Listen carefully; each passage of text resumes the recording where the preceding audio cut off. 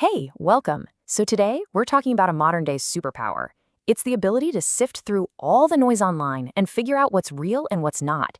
And let me tell you, it is a skill you absolutely need right now. We're going to show you exactly how to get it. Okay, so cast your mind back to 2012, Hurricane Sandy. It was total chaos, right? And right in the middle of it all, this photo just exploded online. A shark fin, cutting through the flooded streets of a neighborhood in New Jersey. I mean, it was terrifying and everyone was sharing it. So, just looking at it now, what does your gut tell you? Is it real or is it fake? It's the kind of question we have to ask ourselves all the time now. And today, we are going to walk through how you can get to the bottom of it every single time. That shark photo, believe it or not, is just the tip of the iceberg. And if you want to become a really sharp digital detective, you first have to understand why this kind of stuff spreads so fast in the first place. Well, there's a really fascinating reason for it. When a crisis hits, our collective anxiety just skyrockets. And that fear, that uncertainty, it creates the perfect environment for rumors to just take off. We're all desperate for information, any information, and that makes us way more likely to believe what we see. But it's not always about big, scary events or people intentionally trying to fool us. Sometimes, the most convincing misinformation comes from somewhere you'd never expect: our own heads. Get this, there was a high school basketball team, and 25 years after they won a huge championship, every single player on the team remembered the exact same key moment. Their smallest guard, they said, kept drawing foul after foul on the other team's star player. It was this vivid, shared memory they all had. But when a reporter actually watched the old game tape, it turned out it only happened once. The story they told themselves had become more real than what actually happened. It's kind of crazy, right? It just shows that even our own brains can get the story wrong. So if you can't always trust a viral picture and you can't even 100% trust your own memory, what are you supposed to do? Well, you become a digital detective. And every good detective needs a toolkit. And here it is, your toolkit. It's just 4 simple questions, but they are absolutely essential. First, provenance, which basically means, is this the original photo or video? Second, source. Who actually put this online? Third, date. When was it made? And fourth, location. Where in the world did this happen? These 4 pillars, they're your secret weapon. All right, so that's the theory. But let's see how this actually works in a really intense, real-life situation. We're going to break down how investigators verified a really important piece of video from the Boston Marathon bombing using these exact same 4 questions. So the scene is just complete chaos. Right after the bombing, this absolutely gut-wrenching video pops up on YouTube. It's shaky, it's raw, and it looks like it was filmed by a runner right as the second bomb went off. But in a moment like that, looks like just isn't good enough. You have to know for sure.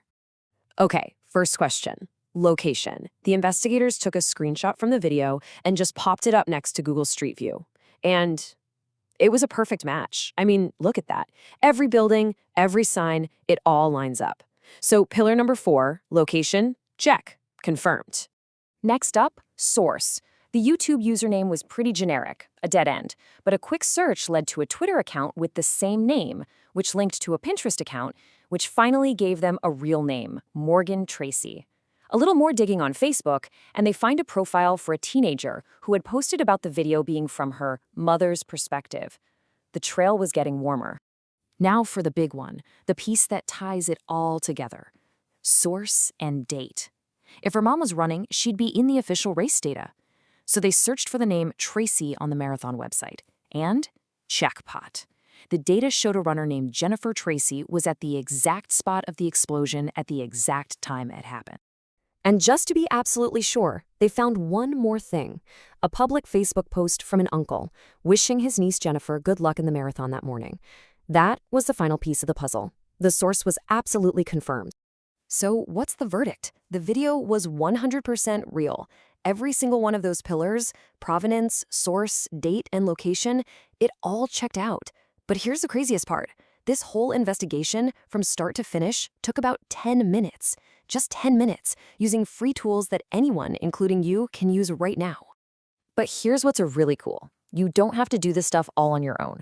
Sometimes the fastest way to the truth is to just ask for help from the giant network of smart people we call the internet. A great example of this is the journalist Andy Carvin. During the Arab Spring, he got a photo of a weird-looking mortar shell and had no idea what it was. So instead of trying to become a weapons expert, she just posted it on Twitter and asked his followers. And within hours, his Twitter newsroom, all these people with different kinds of expertise, had found the schematics and identified it. That's the power of the crowd in action. So you see, this stuff isn't just for reporters or private investigators. In the world we live in today, this is a basic, crucial skill for every single one of us. Oh, and before I forget, that shark we started with? Yeah, as you've probably guessed, it was totally fake. Just a really clever Photoshop, mixing a photo of a flooded street with a picture of a great white shark that was taken way back in 2005. So, mystery solved. So, why does any of this matter? Well, because learning to verify things online is so much more than just spotting a fake shark. It's about being an informed person. It's about making smart decisions for you, for your family, and for your community. It's about being a responsible citizen in the digital world. By learning to ask these 4 simple questions, you really do have that superpower we talked about at the beginning. You have the tools now to go out and find the truth for yourself. So I guess the only question left is, what story will you investigate today?